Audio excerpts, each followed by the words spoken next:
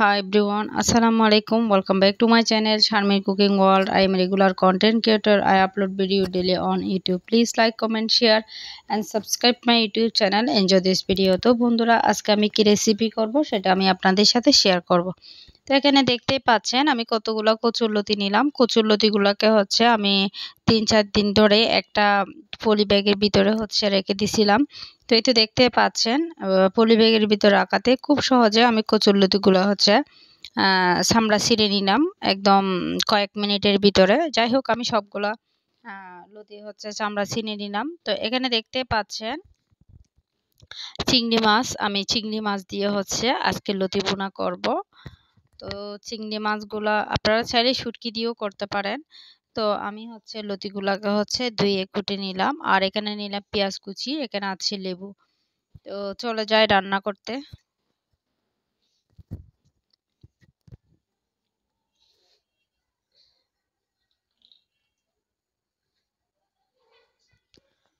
তো বন্ধুরা যারা যারা আমার চ্যানেলে নতুন, যারা যারা আমার চ্যানেলটা এখনো সাবস্ক্রাইব করেন না, প্লিজ আমার চ্যানেলটি সাবস্ক্রাইব করবেন, পাশে থাকা বেল আইকনটি অন করে দিবেন। তো এই তো দেখতে পাচ্ছেন আমি চুলায় একটা ফ্রাই প্যান বসিয়ে দিলাম। আমি এখানে দিয়ে দিব হচ্ছে সয়াবিন তেল। আপনারা চাইলে সরিষার তেল ইউজ করতে পারেন বা অন্য কোনো তেল ইউজ করতে পারেন। আমি সয়াবিন তেল দিলাম।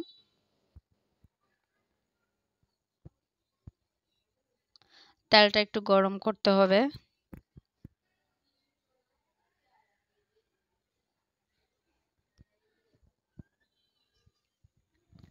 তো আমি এখন দিয়ে দিব হচ্ছে পেঁয়াজ কুচি।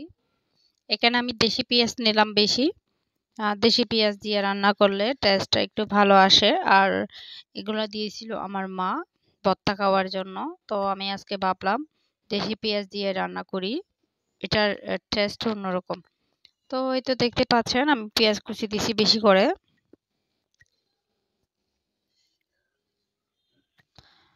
একদম সহজ উপায়ে হচ্ছে আজকে আমি লতি ভুনা করে দেখাবো। যারা যারা রান্না করতে পারেন না, বিশেষ করে ব্যাচেলর বাইরে আছেন, আপুরা আছেন, আপনারা চাইলে এভাবে রান্না করতে পারেন। খুব সহজ উপায়ে কচুরলতি রান্না। তো এই তো আমি এগুলাকে আর একটু ভেজে নিচ্ছি।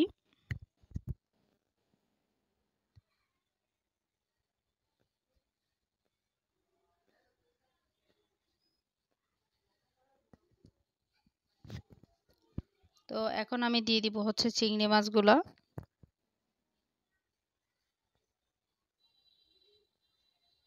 চিংড়ি মাছ দেওয়াতে লতির টেস্টটা আরো বাড়িয়ে দেয়। আপনারা চাইলে শুটকি ইউজ করতে পারেন। আমি আজকে চিংড়ি মাছ দিয়ে ভুনা করব। তো এই তো এগুলাকেও আমি নাড়াচাড়া করে দিচ্ছি।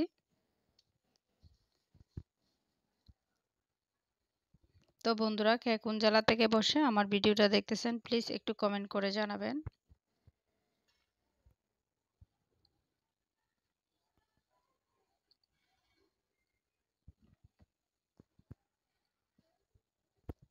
তো এই তো কিছুক্ষণ ধরে আমি এগুলাকে ভাজতেছিলাম। এটা ভাজার কারণে চিংড়ি মাছের একটা ভালো ফ্লেভার পাচ্ছি।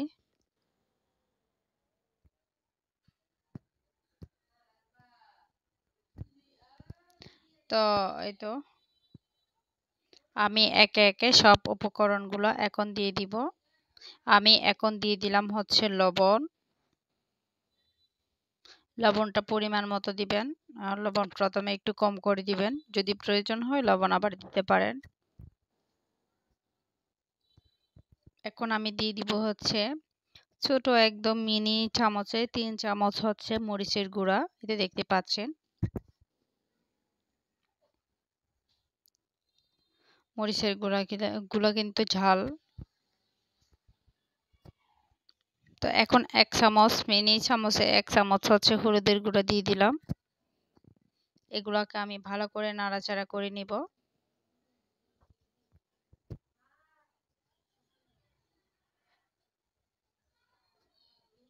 এখানে আমি মশলা দিব হচ্ছে কম কম মশলা দিয়েও কিন্তু ভালো সুন্দর করে তরকারি রান্না করা যায়।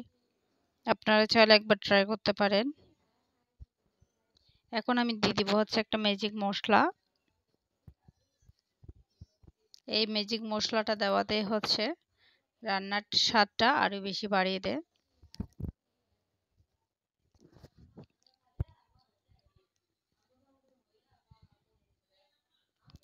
তো এখন দিয়ে দিব হচ্ছে কচুরলতিগুলা। তো কচুরলতিগুলো আমি এখন দিয়ে দিলাম। এখন আরেকটু নাড়াচাড়া করে দিব।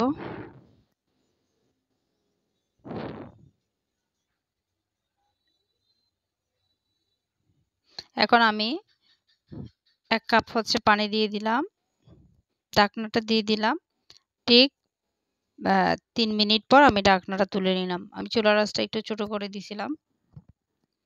তো এতে দেখতে পাচ্ছেন আমি এগুলাকে বারবার নাড়াচাড়া করে দিচ্ছি। আর এগুলো হইতে বেশিক্ষণ সময় লাগে না।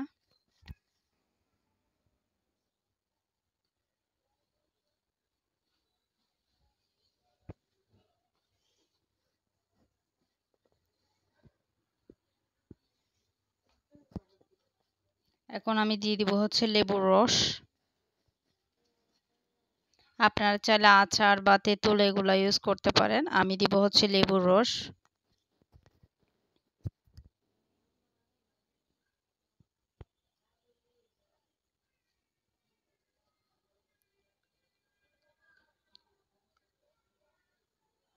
এখন আমি আবার আরেকটু নাড়াচাড়া করে দিব।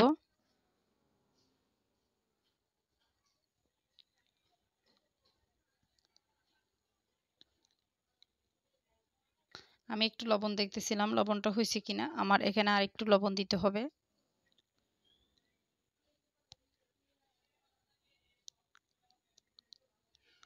আরেকটু লবণ ছিটিয়ে দিলাম।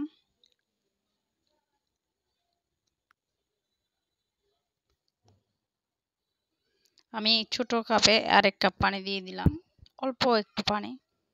আর একটু নাড়াচাড়া করে দিলাম।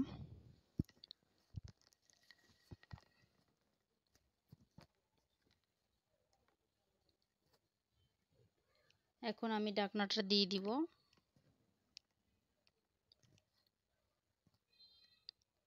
3 মিনিট পর আমি আবার ঢাকনাটা তুলে নিব।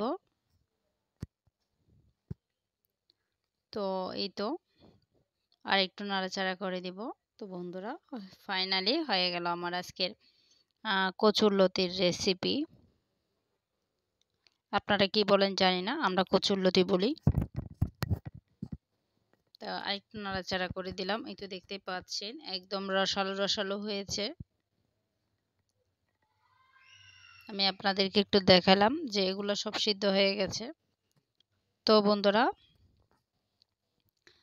আমি একটা প্লেটে নিয়ে আপনাদেরকে দেখাচ্ছি। তো বন্ধুরা, রেসিপিটা কেমন হলো অবশ্যই কমেন্ট করে জানাবেন। যদি আমার রেসিপি আপনাদের এটুকু ভালো লাগে প্লিজ একটা লাইক, একটা কমেন্ট, একটা শেয়ার করবেন। আর শারমিন কুকিং ওয়ার্ল্ডকে হচ্ছে বেশি বেশি করে সাপোর্ট করবেন। তো আজকের মতো এখানে বিদায় নিতে হবে। আল্লাহ হাফেজ, আসসালামু আলাইকুম। সবাই ভালো থাকবেন, সুস্থ থাকবেন। আল্লাহ হাফেজ।